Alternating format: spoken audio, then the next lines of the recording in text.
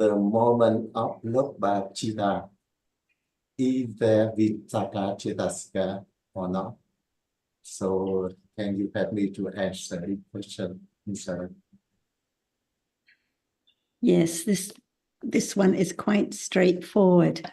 So the question for anyone who's just joining from Zao is, at moments of loba mula citta, is there vitaka?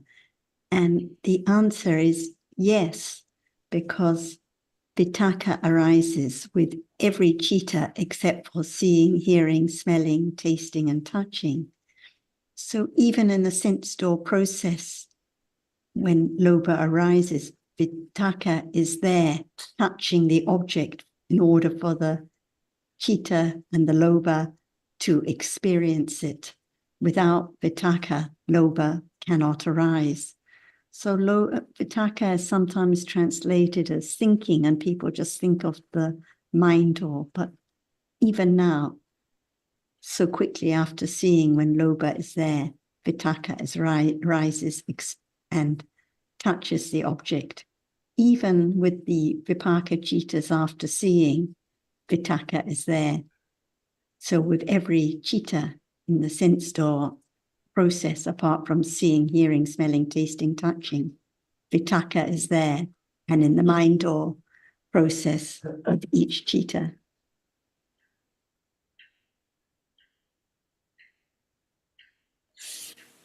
Yes, I will. Yeah, so cannot be loba without vitaka, cannot be kusala cittas without vitaka. Moments of understanding or kindness, vitaka is there. Moments of anger or annoyance or disturbance, vitaka is there. At moments of ignorance, vitaka is there. Is vitaka? Vitaka. What is vitaka? Is thinking? Well, it's Vitaka. sometimes translated as thinking, like in the Eightfold Path, the second factor, samasankappa, is right vitaka. Sometimes it's translated in English as right intention, which isn't correct. Sometimes it's translated as right thinking. It's also not really correct. But it's the cetasika that touches the object in order for the understanding to understand that object, or in this case, for the attachment to attach to the object. So it arises at almost every moment in the day. Thank you. And it's a power factor, because when it is samasankappa, it leads or touches the object for understanding to understand. And with vitaka, of course, vichara and other cetasikas. And at moments of thinking in the mind, or even in the sense door without words, vitaka is an important cetasika. Because of memory, there is touching this object and that object, this idea, that idea. So this is vitaka, which touches that object for loba to cling to, or for understanding to understand. Let's just welcome everyone else and Ajahn, and then we can continue. Ajahn, are you here? Yes, I'm here. Sawadee everyone. Sawadee, everyone. Hello, everyone. And so Ajahn, Zhao listened to a discussion from yesterday, I think. I'm not quite sure which one it was, but he listened to a discussion, and there was a question about loba arising, and Zhao's question was, is there vitaka at that moment? Or that may have been your question to someone in the discussion. So I was just explaining that vitaka is there at each moment, other than moments of seeing, hearing, smelling, tasting, and touching. And it has to be there for the loba to experience the object. Perhaps you would like to add more for him. Yes, just to understand how subtle each moment is they are seeing right now, who knows that there are only 7 Jetasikas arising by Kamma, 2 conditioned moments of seeing with the other Jetasika by Kamma. So the moment, the result of Kamma, it's time to see, it arises to see. And each Jetasika, 7 Jetasikas arising together, that's all. It's so very weak, very fast, just only one moment of seeing. Who knows? It's not that which arises before seeing or that which follows the seeing. But each moment is different by conditions. That's why we learn to let go, the clinging to seeing. It has to arise to see by the ready karma, produced it to arise right then just to see and then gone. That's why we learn to understand that life is just the moment of result of the past deeds and then new accumulation of what has been accumulated to be attachment or aversion and so on. They have to arise by conditions, that's all, and then gone instantly. That's why we learn a little more about what is there. For example, before hearing about the truth of the teaching, who knows about Cetasika? Not at all. Even Chitta, which sees or experiences the object through the 6 doorways, are not known at all as it is, just a moment, arising and falling away by conditions. That's why we learn to understand, to let go, the clinging to that which is not permanent and so permanent that in truth, just one moment at a time, by different conditions. For example, before seeing, there's no seeing, but the chitta before the Jakku, the Varavachana, just attend to that which impinges on the eye base through that doorway, but it does not see, it cannot see, just advert to the object, which is not the object of Bhavanka. Only that, when that impinge on the eye base is the first moment, which does not experience the object of Bhavanka, by that which impinge on the eye base. So it just know what is there, what doorway, and then it's gone. It condition the next moment, which sees that, which the Panchadvara Vachana or Chakudvara Vachana just advert to it. And then after it has adverted, it's known by seeing just only a moment. Karma condition Chitta and 7 Jetasikas together to arise and experience that. It, each Jetasika and Chitta has to experience because its function is that Phassa has to be a reality which performs just the function of just contact. See? And after that, no need to have vitaka at all because all Jetasika, all 5, arise together and gone. That's all.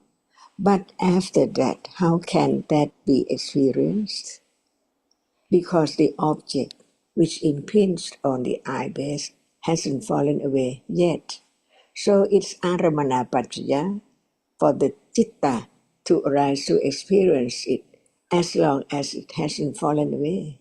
But even the moment which experiences the object which is not seeing, since it cannot see, but it has to experience the same object, so it needs, or there is condition for vitaka, there is condition for vitaka to experience that even it does not see.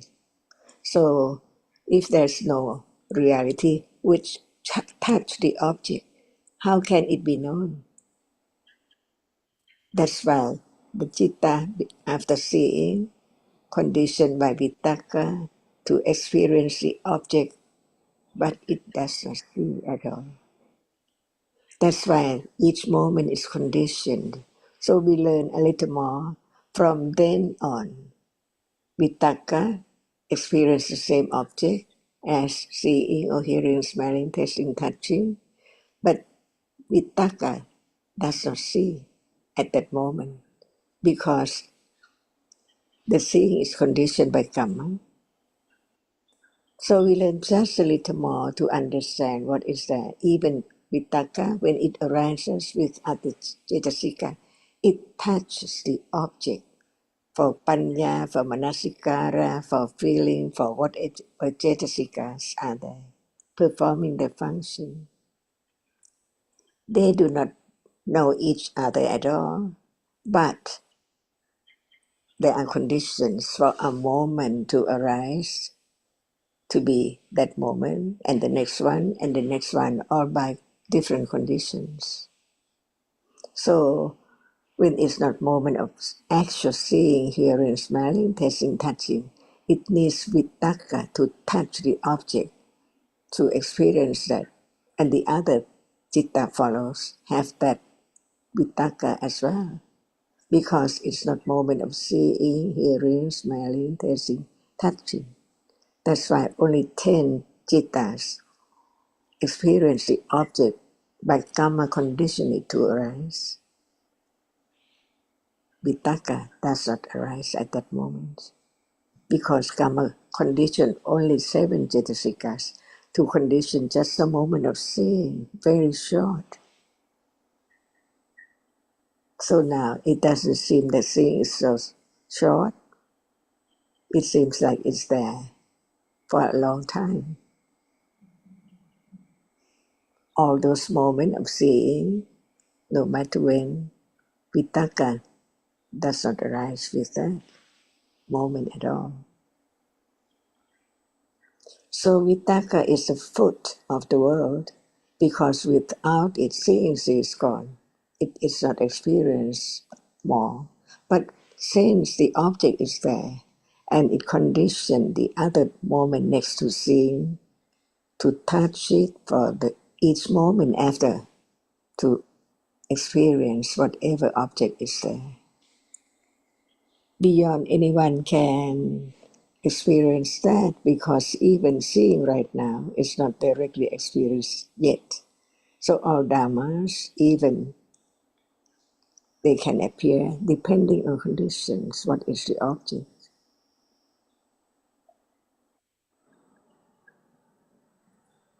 So learn to understand that there is a cetasika which has to arise after 10 moments of seeing, hearing, smelling, tasting, touching.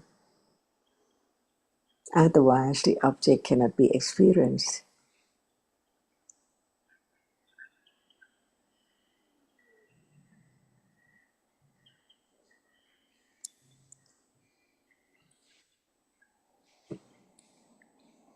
We learn to understand cetasika one by one, 7 cetasikas, and then one more.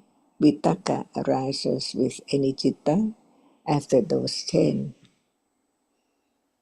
because the moment with vitakka does not see, does not hear. For example, actual moment of seeing doesn't need vitakka because karma conditioned citta and 7 cetasikas to experience that object just in a moment. And imagine just one moment of seeing, how rapidity it is, the succession of namadhammas by Anantara Pajya and Samanantara Pajya.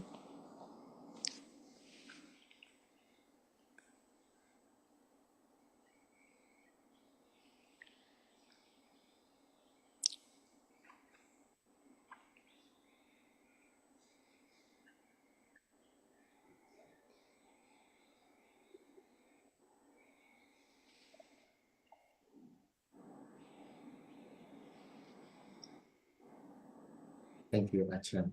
And somehow the Vitaka translate into English is thinking. So I'm not sure I heard from Ajahn if I can translate it like thinking is not quite right. Can you help me to a little bit more about this thinking? No matter it's thinking, liking, attaching, disliking, when they are not ten jittas, the two of seeing, hearing, so on, there must be the reality which touch the object. Phassa is just contact. That's not enough. It's enough for 10 jittas, but the citta after that can experience what is experienced by way of it touches the object, which is not seen, but it can be object of other jittas. Now, see,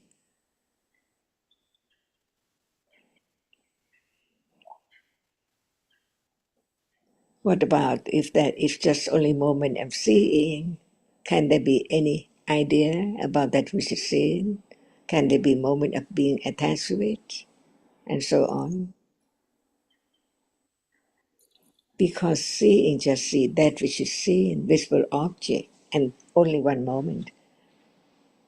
No idea about it at all. But now, what is there? See? So, right then, after seeing has fallen away, Vittaka touches the object, other jittas, to experience it right now. It's the way to let go the idea of self gradually, little, very little by little. Just one moment of understanding, letting go, ignorance. So, how many moments developed to begin to understand the truth of the moment of seeing? It does not see people and things at all. It just sees that which impinges on the eye base and then gone. No more seeing after that, because the next moment needs vitakka to touch the object, to experience it without seeing it.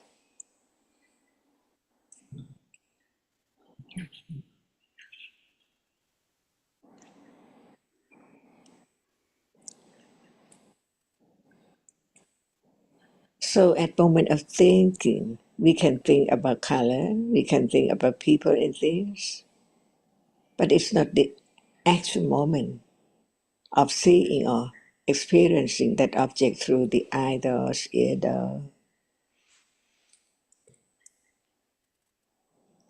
So we think about the mind door process at moment of thinking. It's not the actual seeing or hearing, but sanya remembers and marks and thinking think about it. There must be phassa as well, and not enough. There must be that which just touch it at moment when it's there too, to be object of thought at that very moment of thinking.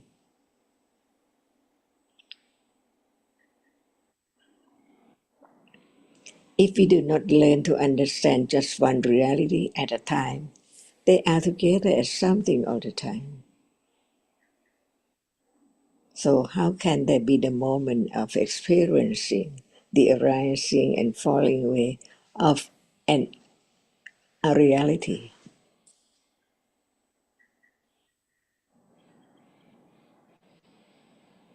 Seeing right now, it sees,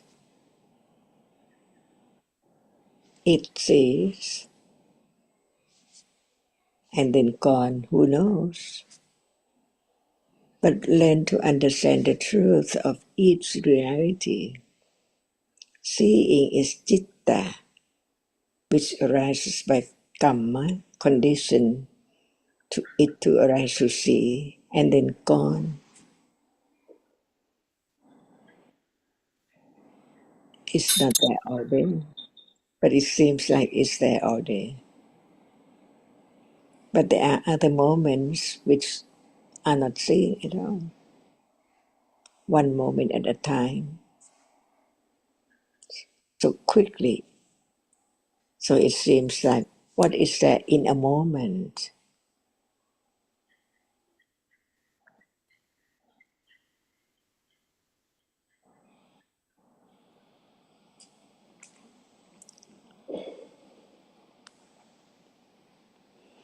Are we talking about the truth of what is there now or any time? As no one and no thing at all.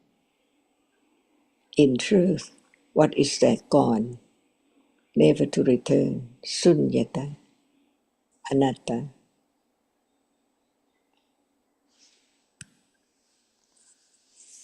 Can anyone make vitaka to arise?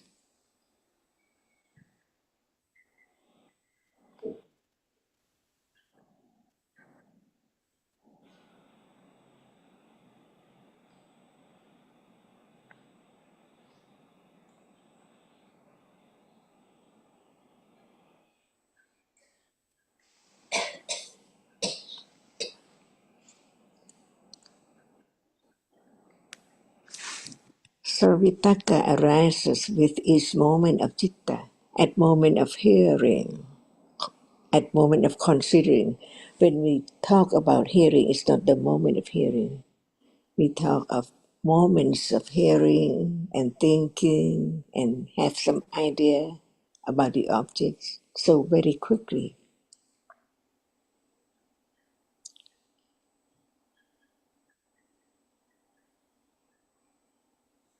That's why even right now, seeing appears as nimitta, not the citta before it or citta after it.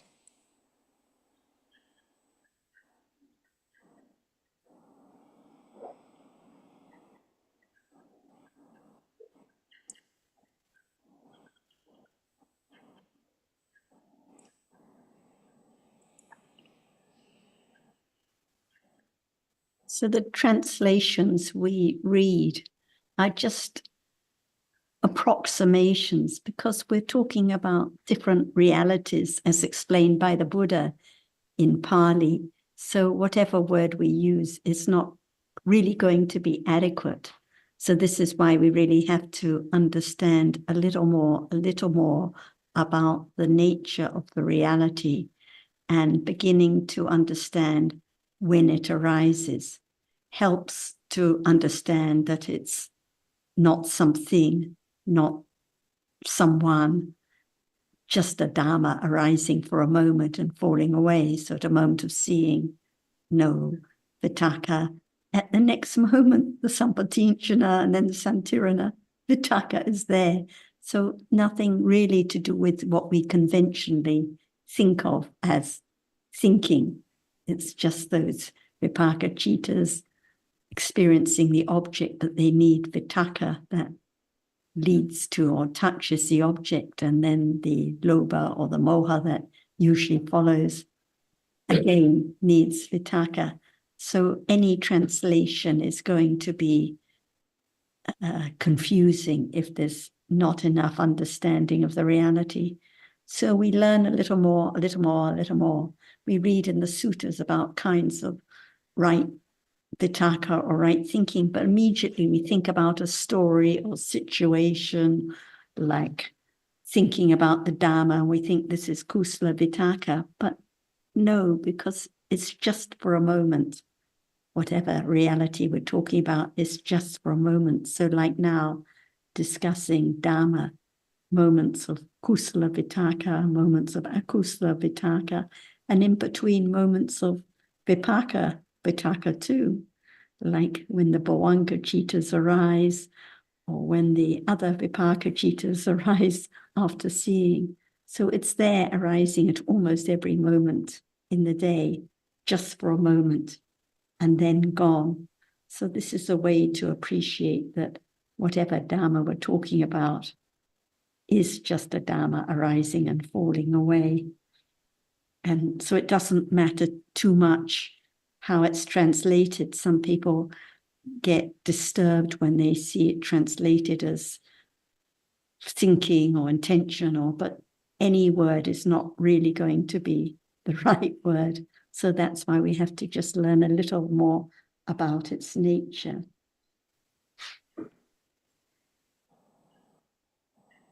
It's helpful to me. I really appreciate it. Thank you, Achan. Thank you, Krishna. Thank you, everyone. And I think at the end of the discussion last week, we were talking briefly about, or Jan was talking briefly about attention, manasikara, interest, chanda, and attachment, lobha. And it's just the same, like we think conventionally about when there is attention, like when one's listening carefully. Now we say, I'm paying attention. But we learn that manasikara arises with every single citta in life, even at moments of seeing. There is attention to the object at those moments. Even at the moment of thinking with ignorance, there is attention. With every single citta, even in deep sleep, manasikara is there, attending to the object. So in this case, like with the vitaka, it can be kusala, it can be akusala, it can be vipaka, it can be kiriya at each moment. And chanda, we learn that chanda doesn't arise with every citta. It can't arise with the ahetuka cittas, those without roots, like seeing, hearing, smelling, tasting, touching, and the next two cittas, for example. But as soon as kusala cittas arise or akusala cittas arise, except for those with the moha mula cittas, there is interest in the object. So when there is annoyance or disturbance, there is interest in that object of annoyance. At moments of kindness, there's interest in the object. At moments of clinging, there is interest. Chanda arises. In deep sleep, in this life, when it's kusala vipaka, chanda arises at those moments too.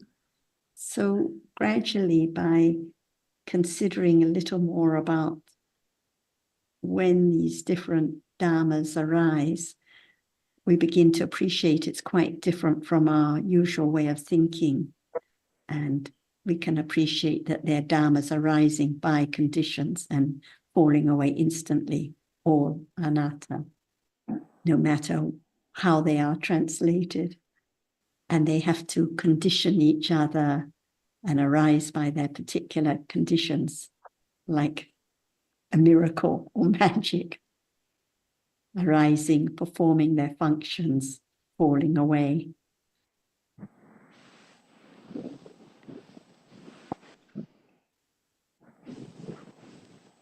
So that's why it's helpful to discuss one reality at a time, to lead away from our usual way of thinking and begin to appreciate more about what the Dhamma is.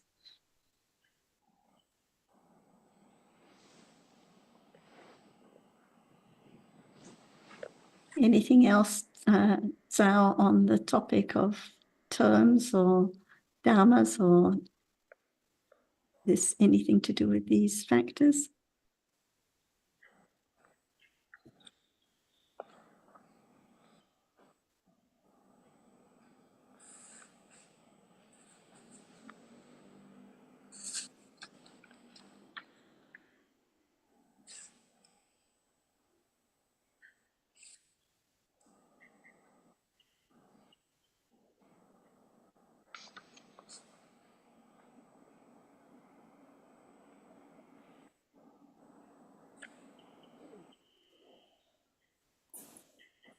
Zhao, Mr. Zhao, anything else on this topic, or these topics? To participate in the sermon. That's the way. Thank you, Krishna.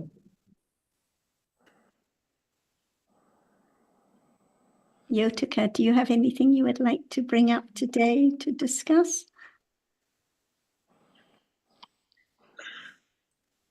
It's there's this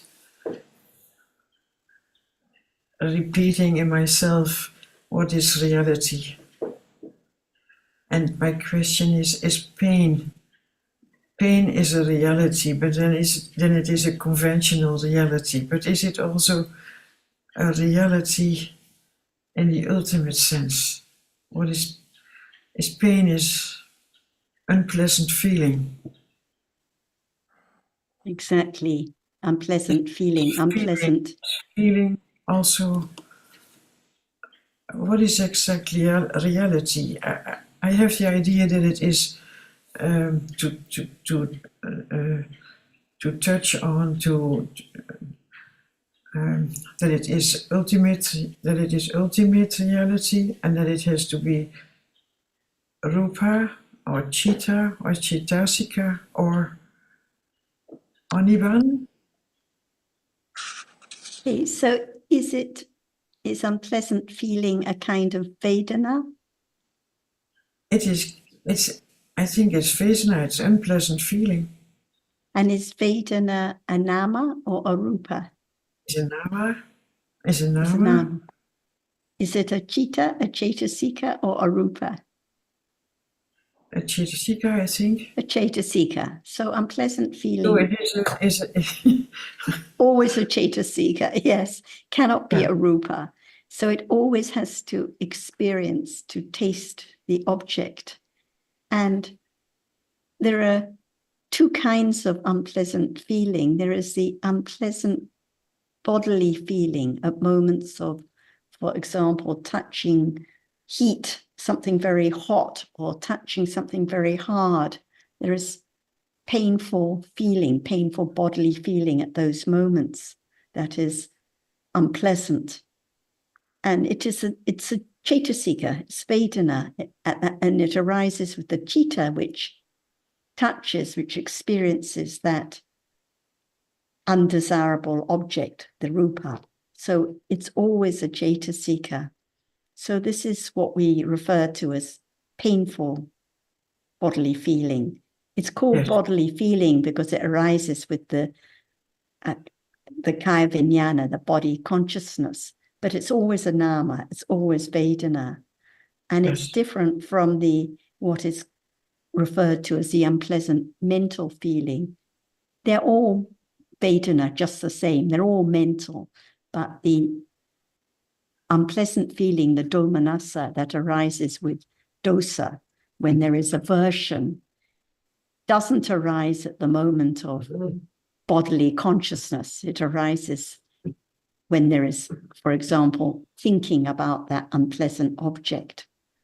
So as we always learn, even for the arahats who have eradicated all lobha or dosa, there is still the painful bodily feeling, but no domanassa, no mental unpleasant feeling, because no dosa on account of what is experienced. But each kind of unpleasant feeling is Vedana. So what we refer to as the painful feeling is the bodily feeling, the result of karma that it's impossible to escape, even for the Buddha or anyone, because it's the result of karma, quite different from the domanassa, the akusala, unpleasant feeling, which arises as a result of attachment. So the unpleasant feeling, the unpleasant bodily feeling is just unpleasant bodily feeling. Yes, It's and not, how long? it is not domanassa. Domanassa It's is not domanassa, exactly. So domanassa always arises with dosa.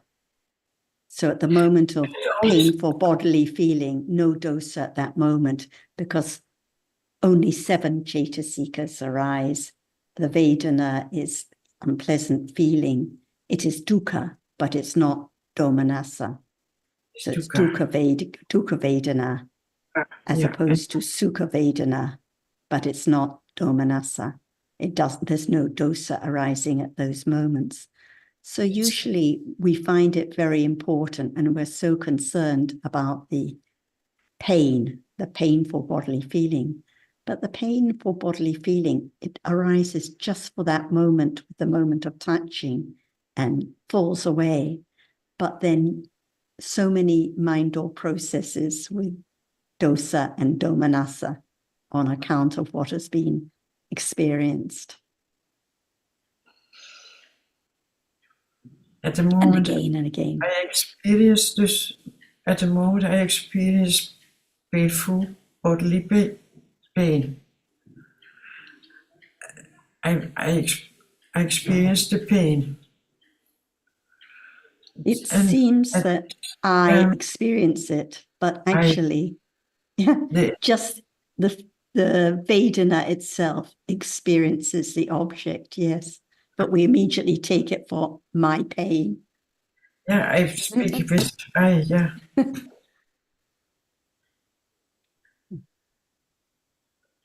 So just a moment of painful Just feeling arises it's with the body consciousness and then gone. And then next moment, like now, smiling, no painful bodily feeling at that moment. And how about now? Any painful bodily feeling now? well, if I move a little bit, it is there, you know. So it is this, and then I start the process how to change it. How is it So, possible to change it? so And no one can avoid painful bodily feeling. But I no, think it helps a lot to understand, for example, at the moment of laughing, happy moment of enjoyment, no painful bodily feeling. At the moment of seeing, no painful bodily feeling. At the moment of hearing, no painful bodily feeling. At the moment of attachment, no. The moment of understanding, no. At the moment of metta, thinking of others, no. At the moment of tasting, no. So it's just for a moment when a bodily experience. And even in between other moments, for example, touching your new jumper, pleasant bodily feeling because it experiences the pleasant object. So it's just for a moment and then gone. But so quickly there's clinging to the idea of I and the story about my painful bodily feeling and my pain when I move. So it's not a matter of changing, but understanding. And there will still be many, many moments of painful bodily feeling. But it helps a lot to understand that it's just a Dhamma conditioned by karma and then gone. And a lot of what we take for painful feeling, painful bodily feeling, is actually the dosa and domanassa on account of it, thinking about the story of it.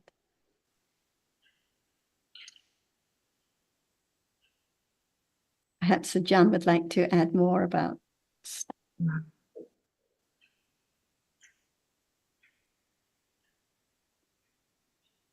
Is now laughing, conditioned by karma.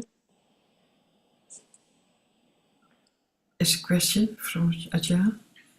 While one is laughing, at that moment, it's conditioned by karma or what? Or not at all? Laughing, pleasant feeling.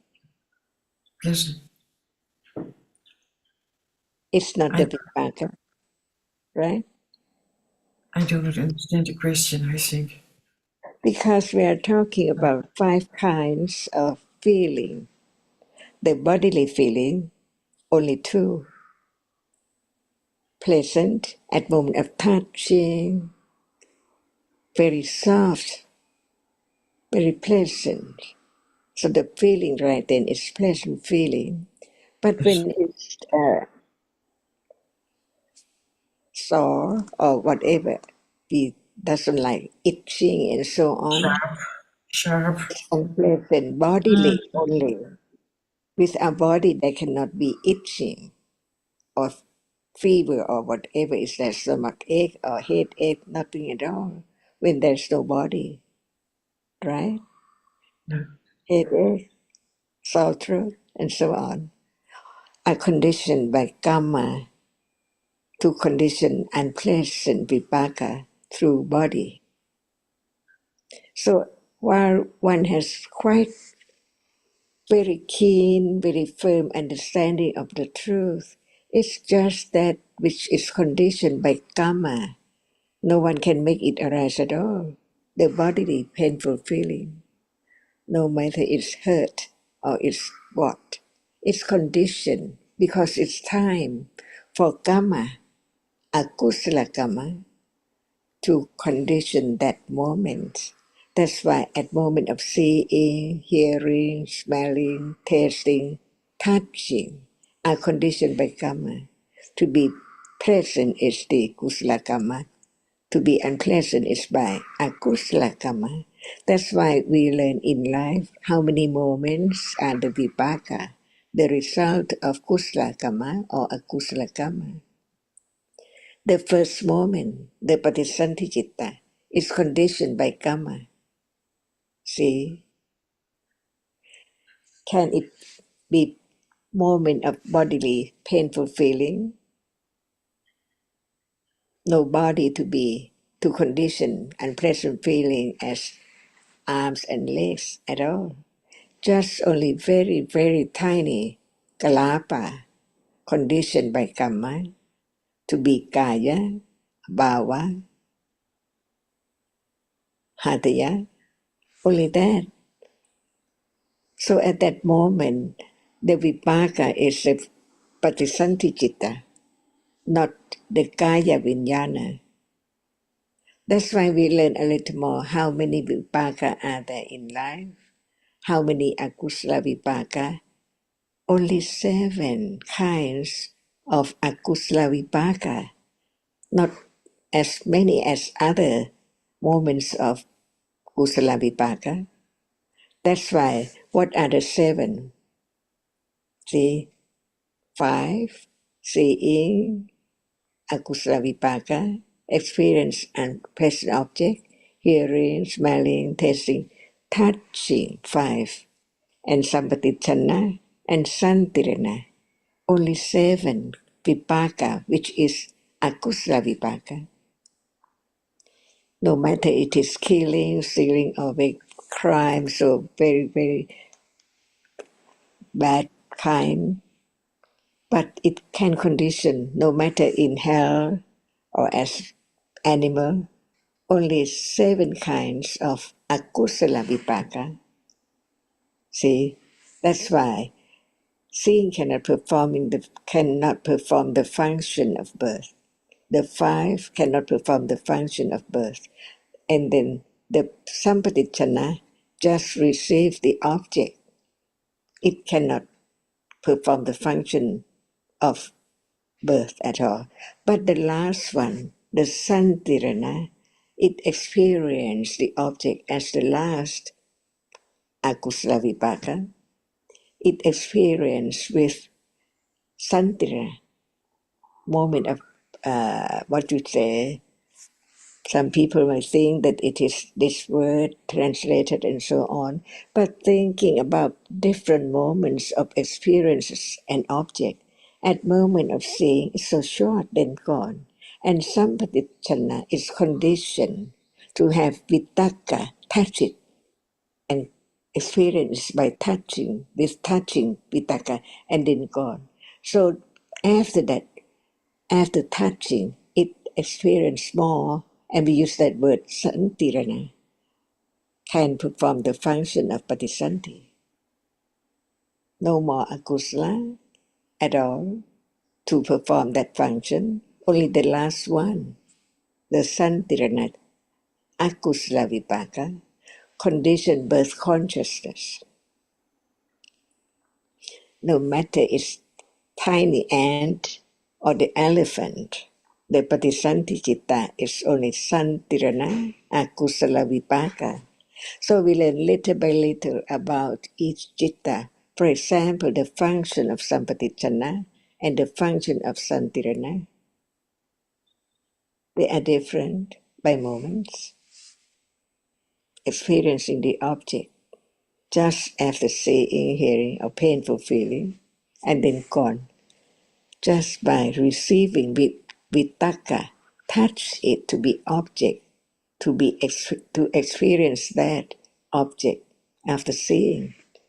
And the last one, santirana, experience it or experience with more, a little more experiencing. That's all. Little by little.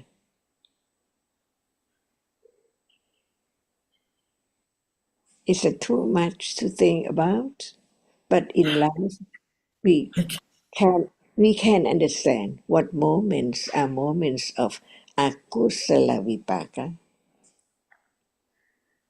The moment of birth is gone, no one knows.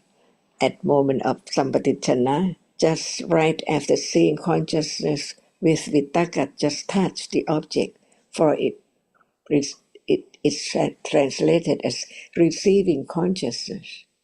But in truth, vitaka, just touch the object to be object of that moment. Experience the same object as seeing. Just touch, and the other, santirana, no matter what you translate, investigation or what, it doesn't matter. But it performs different function from sampatichana, which just receive. So when the santirana akusala vipaka perform the function of patisanti and bhavanka, and then seeing, hearing, smelling, tasting, touching, with painful feeling because it's the result of akusala karma. So at any moment of painful feeling or unpleasant kind of object, itching or pain or ache or whatever, it's the result of akusala karma.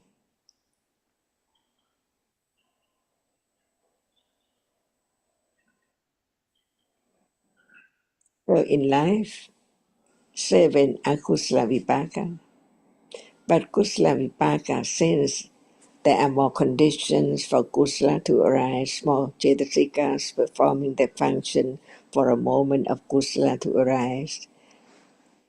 That's why they, as there are more cetasika condition the kusala karma, the result of it is more than just 7 kinds of citta. So now we can talk about the bodily feeling. Only one citta experience the unpleasant object through the body. And after that, does anyone like it or dislike it with unpleasant feeling?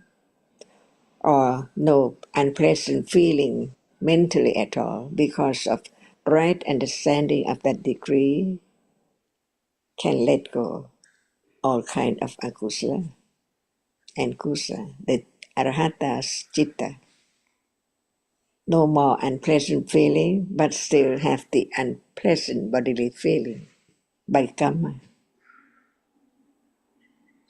So now even one is not arahata, just learn about the citta, one can see that no one can hurt you or anyone at all. It's one own akusala karma, conditioned moment of vipaka. For akusala, 7 moments, 7 kinds of vipaka.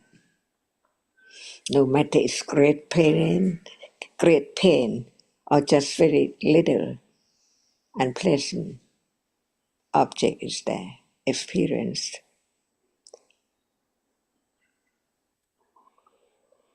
so but in the end, it is just the enduring of the pain. Now, or Yeah, when, also no, also anytime. to endure, just to let it be. So when it's very long moment of painful feeling, each moment which is painful bodily is conditioned by karma. Yeah, Once one karma, yeah. So that is explanation how it is coming. it is, yeah, When how it yeah, is there, why it is there. when it's there, it's conditioned by one's own karma, previous karma, no matter Yeah. what life. Yeah. We think about what I should do, whether I should endure it or whether I should do this or I should do that. But in truth, of course, the reaction that follows the thinking about it with dosa, or the moments of patience and calm, or the moments of wise reflection about how it's a dharma conditioned by karma, it just depends on conditions at that moment or this moment, like now, thinking about the painful feeling that happened a few moments ago.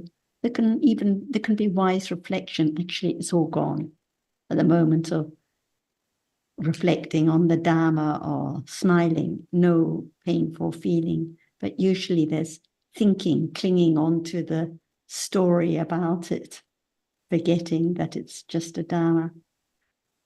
And what I was going to add before, also Yotika, is that Vedana is classified in many different ways. So sometimes it's just classified as three Vedana, Sukha, Dukkha, and Upekkha. And in this case, any pleasant feeling, no matter arising with bodily experience, or no matter that the pleasant feeling arising with attachment, for example, or the pleasant feeling with understanding, or the pleasant feeling now when laughing, is sukha, and any unpleasant feeling of any kind is classified as dukkha, and neutral feeling, indifferent feeling was upekkha.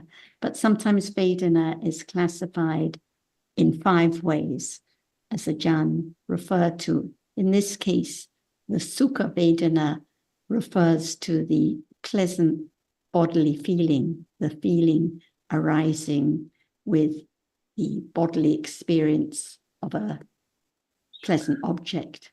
And the dukkha refers to what we've been talking about, the painful bodily feeling. And then upekkha, any Vedana, that is indifferent feeling. And for example, at moments of seeing, hearing, smelling, and tasting, or with other citas that arise to experience the object and sensed or the mind, or and somanassa arises with lobha or with kusala citas, and domanassa only arises with dosa. So there are different classifications, but it's the important point is any feeling is Vedana. It's always the nama, no matter it's referred to as bodily feeling or however it's referred to, it's always the Cetasika Vedana that experiences the same object as the citta. Usually we dwell a lot on the story of the pain and the discomfort and the sickness and the ailment.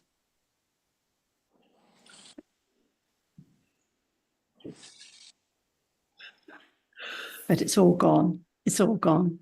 Whatever arises is gone instantly. And now at the moment of reflecting on the Dhamma or smiling, no unpleasant feeling at those moments. So it's always just for a moment and then gone. So it's not a matter of trying to endure or trying to do something, but the understanding gradually develops, a little less taking it for me and my pain and my problem, all by conditions.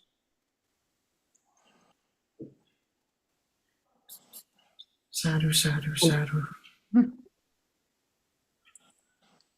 And even right now, when it's not the 10 citta, the vipaka, there must be vitaka, cetasika as well.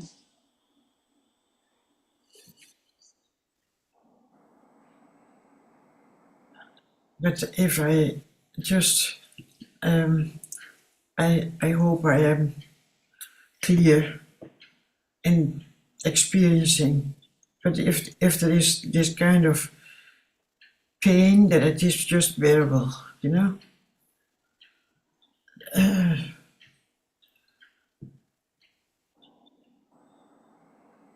So Pasat can condition only Yeah, thing and it's just at the because of, moment. yes, Ajahn. That's why only seeing Pasat is enough. Condition seeing to arise with other Jetasikas all Yeah, together. But now, Vitaka is all the time arising with each moment. Unknown that when it's not seeing, hearing, smelling, tasting, touching, there must be Vitaka. Pasat, just contact, and then Vitaka, just touch. That is object in life.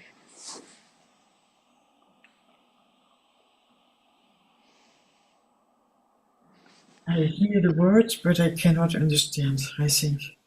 But, so, Is there any difference between just contact and touch? there's a contact and touch. The touching is with the sitting, is touching. And it has to do with what I call pain, the sitting.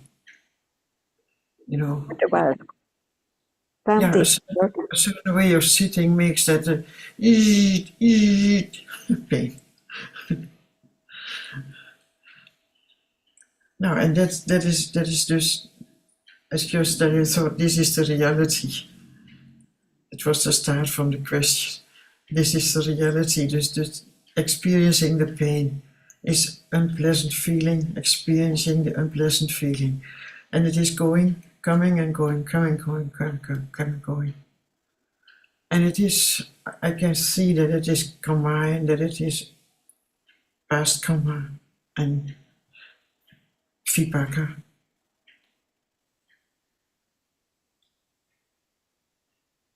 Is it right thinking? Yeah.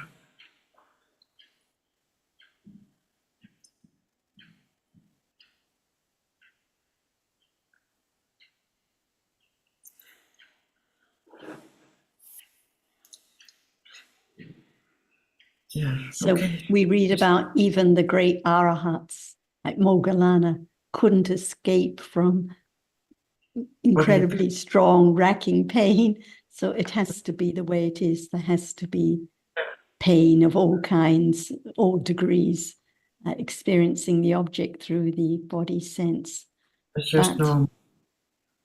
what about the thinking, the dwelling, the I that is there, and the strong aversion on account of it?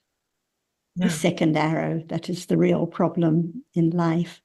But it has to be like that, but good to understand, good to appreciate. Otherwise, all the energy we spend in trying to stop it or change it or suppress it or find a way to make it bearable, it just leads to more clinging, more dosa. So understanding is the only way, not trying to change it. It has to be like that when there are conditions for karma to bring its result. But let's recognize that the real problem in life is the second arrow. So it is understanding why it is as it is. It is, yes. And accepting it has to be like that because it's by conditions and the dosa on account of it, conditioned by the strong attachment to I and my body and having things the way I like, is what really causes the main difficulty. So no need to go to the doctor.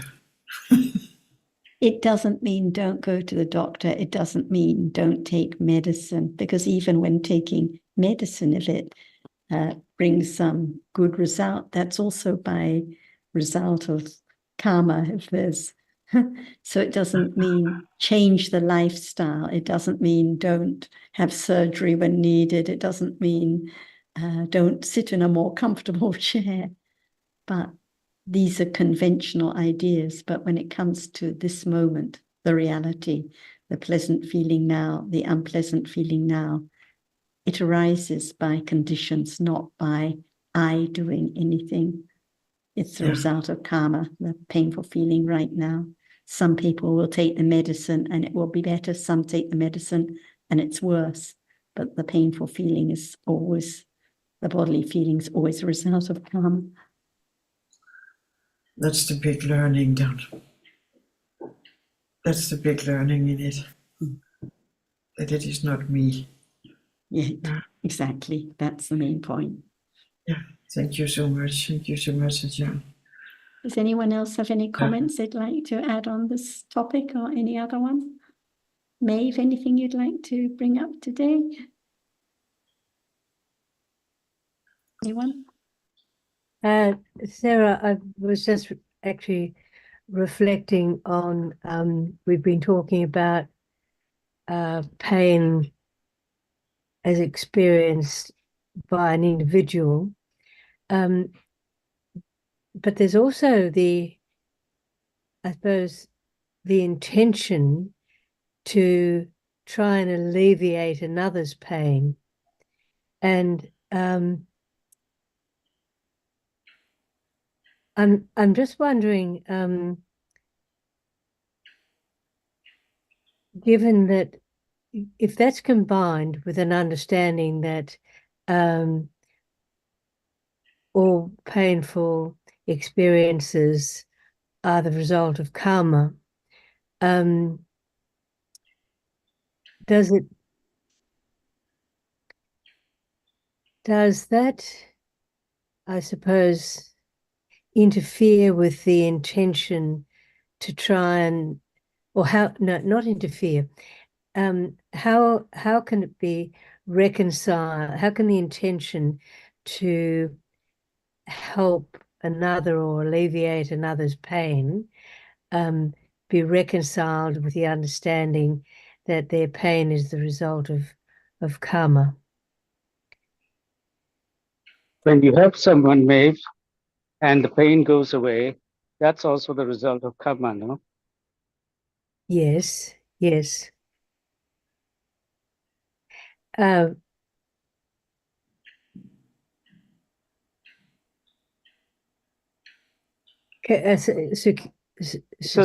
we do our best. It doesn't conflict.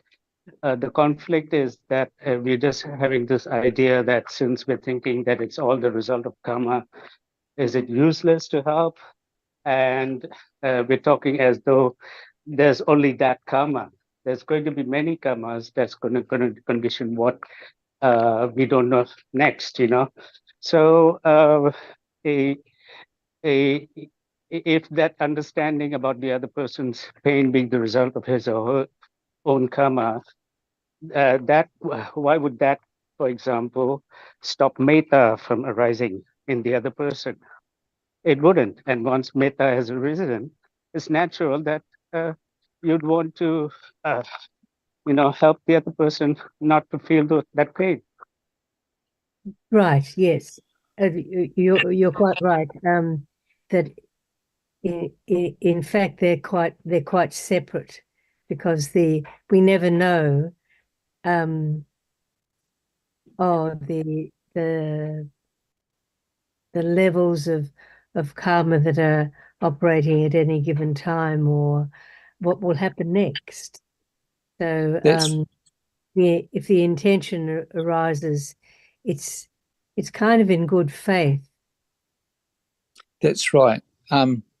Also, I was just thinking, if I may come in here, Sukin, is that Dhamma is one of those areas that's what's called the achintya. It's one of the unthinkables. It's not easy to, it's difficult to truly understand all the ins and outs of it. There is examples given, Maeve, in the sutta, where, like, if you give medicine to somebody, you're trying to be helpful, it can help sometimes.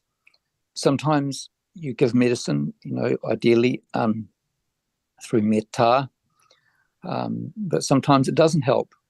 But it doesn't mean to say that we shouldn't try. And I think Sukin made a really good point, is that, this opportunities for metta to help out when we can, if we can. So there are often so many different variables there, but I think it's always, there has to be the right conditions too. I say it's always good to help because, there mightn't be the conditions to be able to help sometimes, and that's where we may need to have equanimity if there are conditions for that. Compassion, some people, are really suffering, but they don't want or don't let you near them, or it's difficult to get access to them. There is often so many different variables operating at any particular time.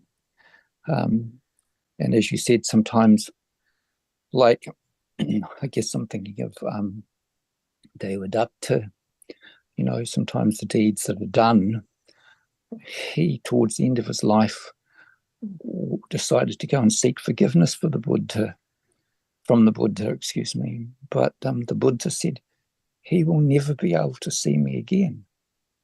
And the conditions were such that, because of the heinous levels, or it's called Garuka Kamma, this really heavy levels of Kamma, he was not allowed, there were not conditions for him to see the Buddha because of his akusala Kamma was so strong. And when his fellow bhikkhus, some of Devadatta's fellow bhikkhus who were taking him to see the Buddha, they were taking him on a stretcher, he fell off that stretcher and he died and went apparently to one of the lowest hells. So there are so many different types of variables, but we should always try and help if there are the conditions to be able to do so.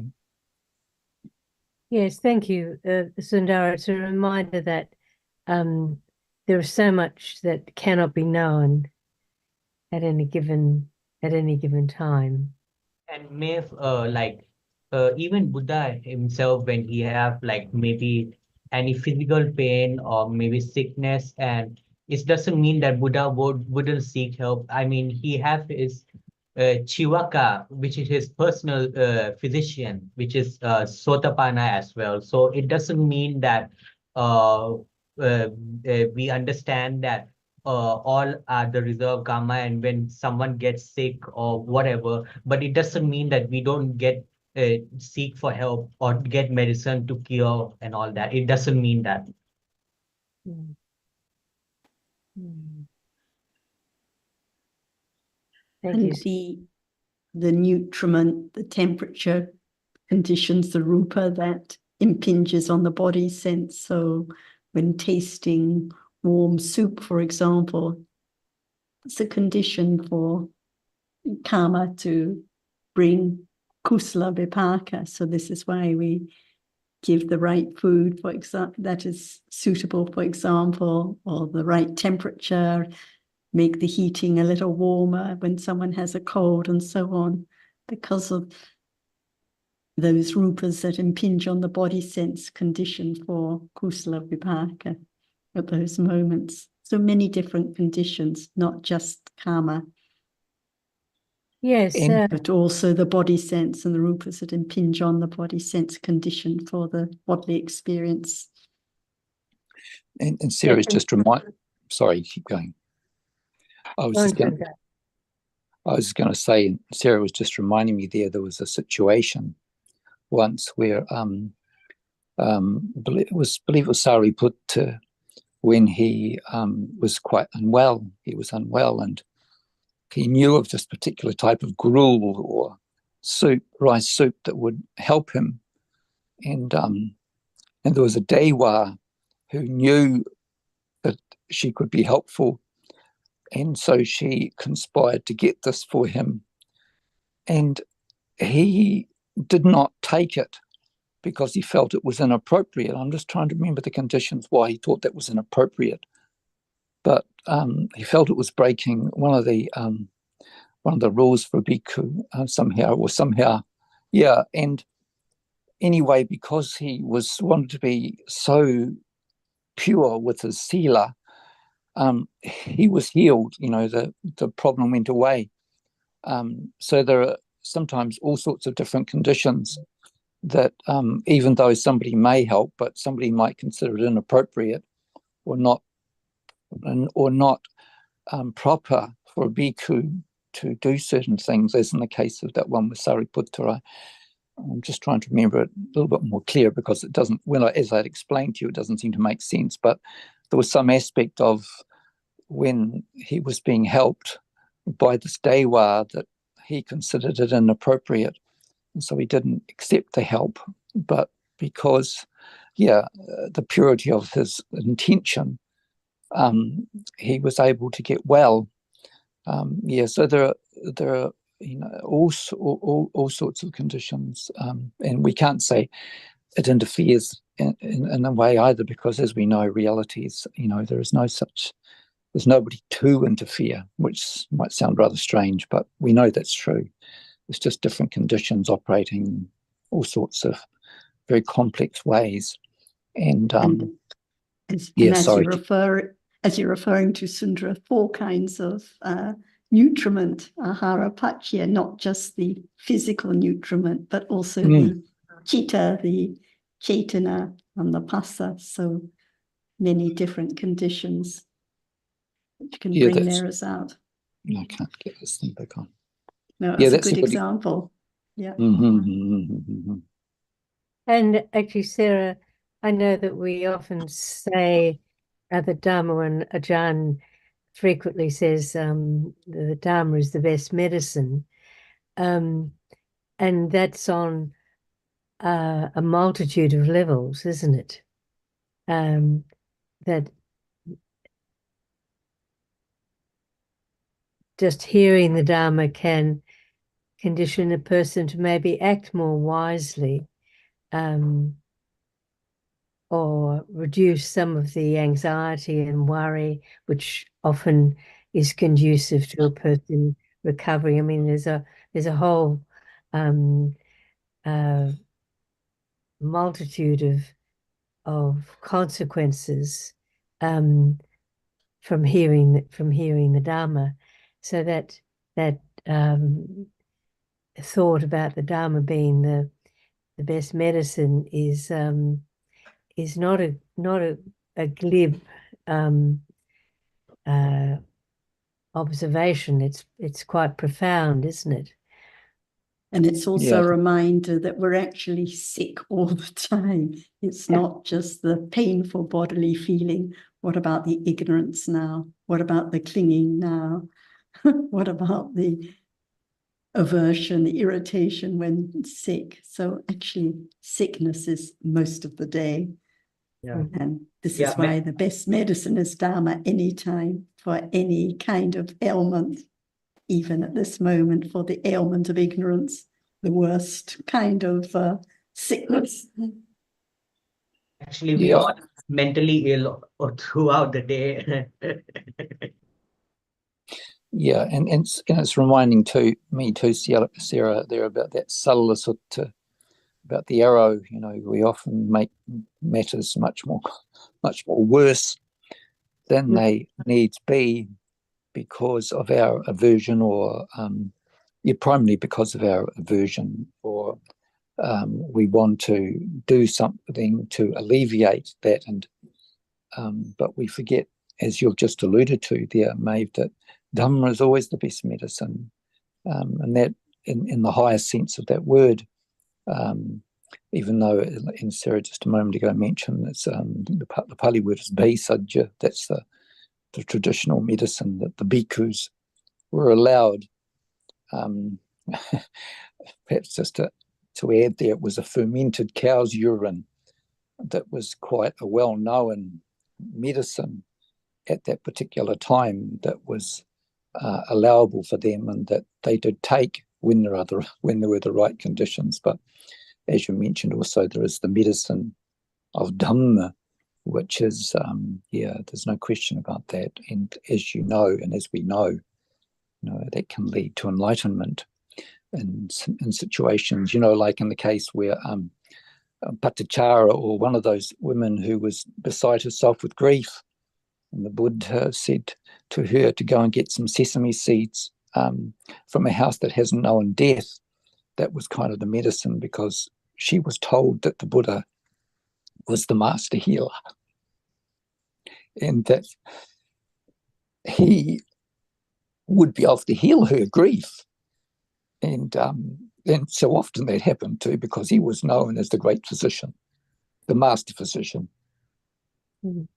And many, many times that happened, but that was a condition for them, like for them to realize that death is common, it's everywhere.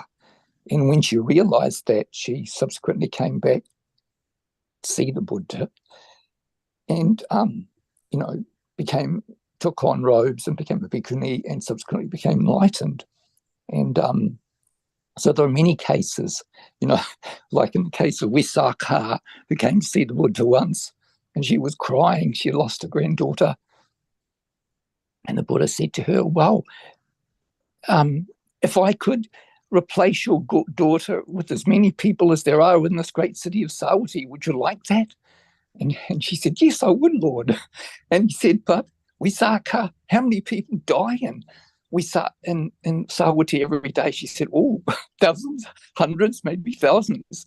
Well, he said to her, in that case, she would want time for crying. You wouldn't have enough time for crying, for grief and for wailing. So he was able to point out time and time again very powerful truths, not only the truth of Dhamma as it appears now, but other truths which are very apparent when they're pointed out to us, that it's useless to cry, really, because it just compounds the problem, and it doesn't alleviate it. And often people think, oh, it's perhaps a good thing to do sometimes, but it's not. As we know, it's just a condition for dosa, and it contributes to more pain and difficulty in life. When we don't appreciate and understand the nature of Dhamma, that's just the way things are. The more we can appreciate the way things are, at any particular moment, you can say we've taken the burden of difficulty of life off our shoulders, metaphorically speaking. So life continues, but the most important thing, or the best medicine, is panya. We can say that for sure. That is the most powerful medicine. And the more that's appreciated, the more we can pay respect to the Dhamma. And that's the way of paying respect to the Dhamma that often Tanajan speaks about. Okay, speaking of Tanajan, we're running out of time, so let's see if Ajahn would like to add some comments to some of these discussions. Thank you, Ajahn. It's time to say, what is there now again, right? What is there now?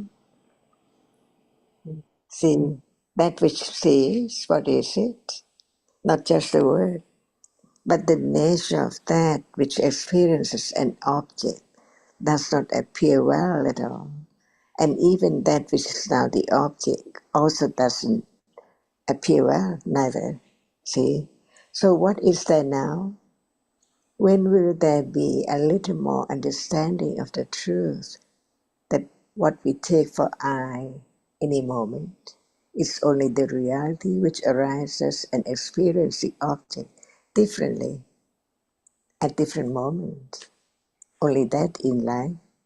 And we learn to understand about the vipaka begins at birth, and it's not ended yet, because the karma which has been done, it's not just condition, just a moment of experiencing pleasant or unpleasant object.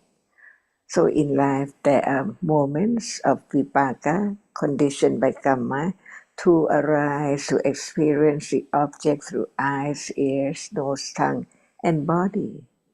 And the other moment, which is not seeing, hearing, smelling, tasting, touching, which can be known in life.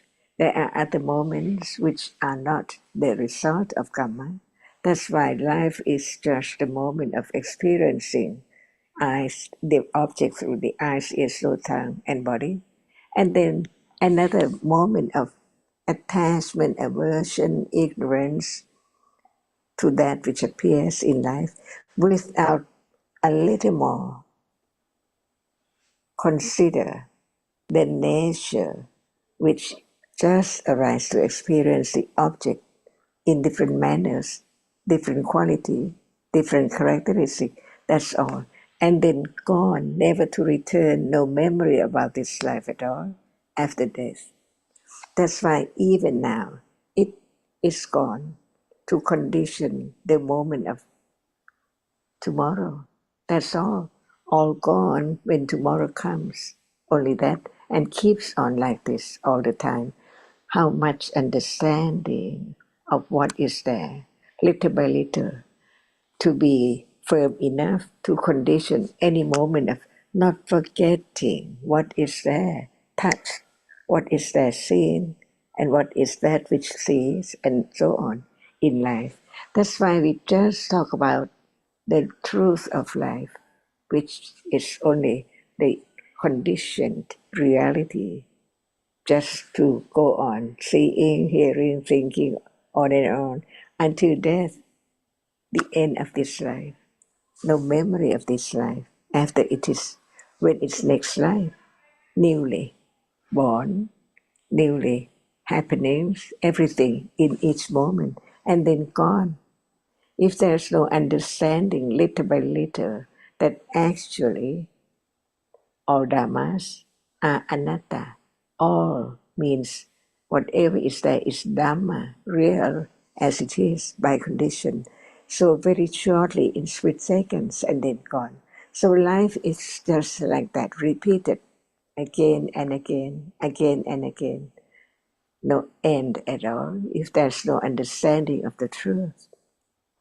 That's why we just talk about it no matter what, memory or feeling or liking or wholesome deeds or unwholesome deeds, like now.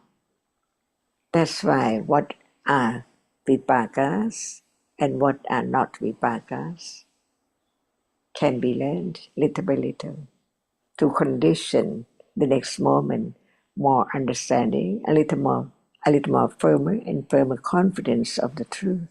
That's all. What can be done in this life is just keep on study what is there to be conditions for any moment of understanding what is there instantly with right understanding and the actual moment of awareness of the truth. See, even right now, touching, it's not conditioned moment of thinking about it as it's just a reality.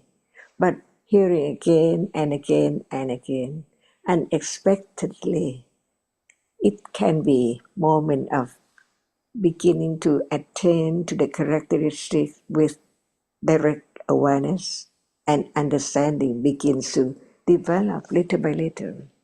So it has to be only Patsati, Opanayiko, Pachatang. See, now it is developing how much depending on understanding of the truth, what is there as it is, little by little. This is the only way, the path leading to realize the truth, the Four Noble Truths. If nothing arises at all, there's no world. But what is there has arisen, no understanding of it yet, as it is, no more, gone.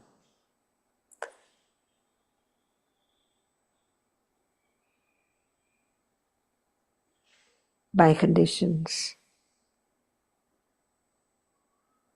Even that short moment, who knows, it will develop gradually, subtly, little by little, until one day it's clear at that moment, the anatterness, unexpected moment of beginning to be aware with right understanding of what we are talking about right now. little by little. That's the way it is with patience, Khanti Parami.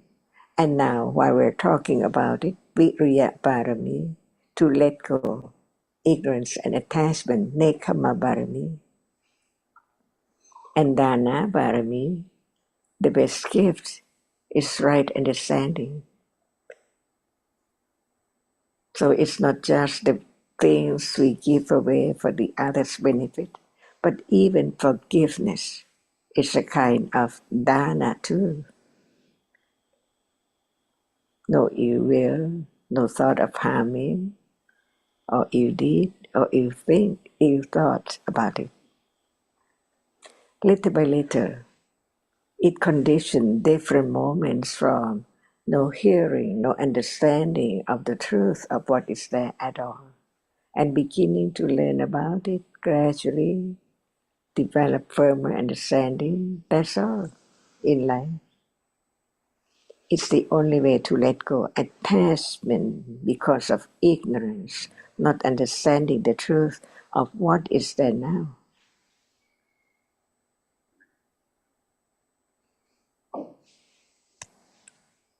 So we'll Yeah, talk about again and again and again.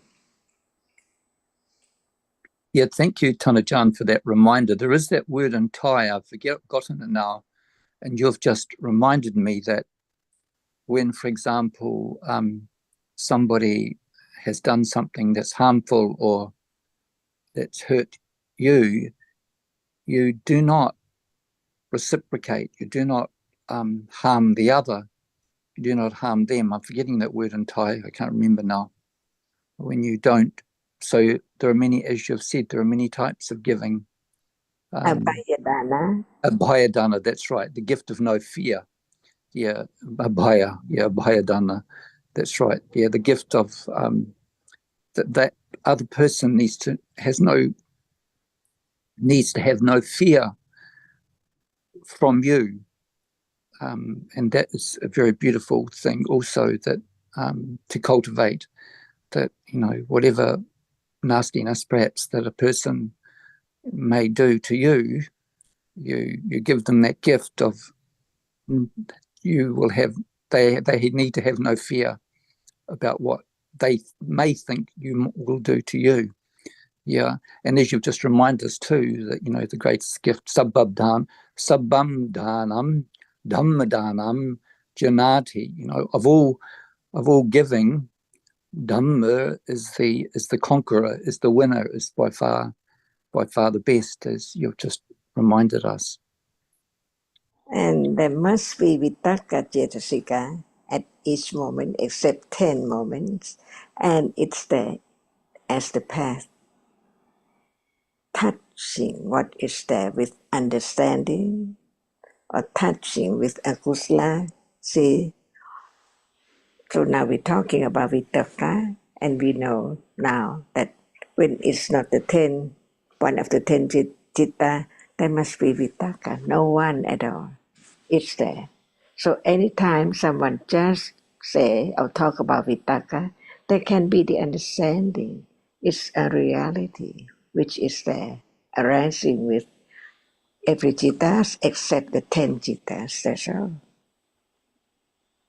Little by little, that is the development of letting go, ignorance about what is there.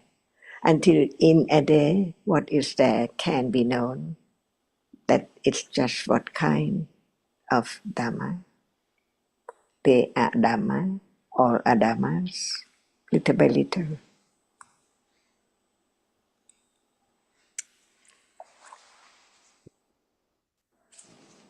Are there now Dhammas? See, it's there, each moment.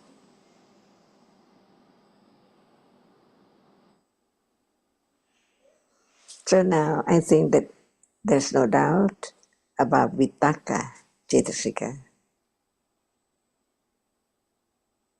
At moment of birth, at moment of death, at moment of kusala, at moment of akusala, and other moments which are not the 10 cittas.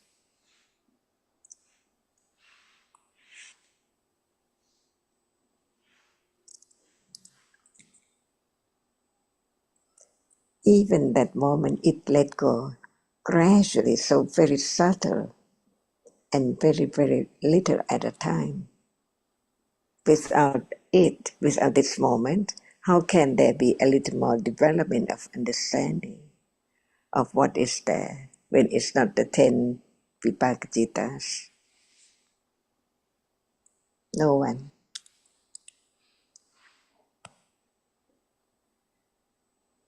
So now, สวัสดีค่ะ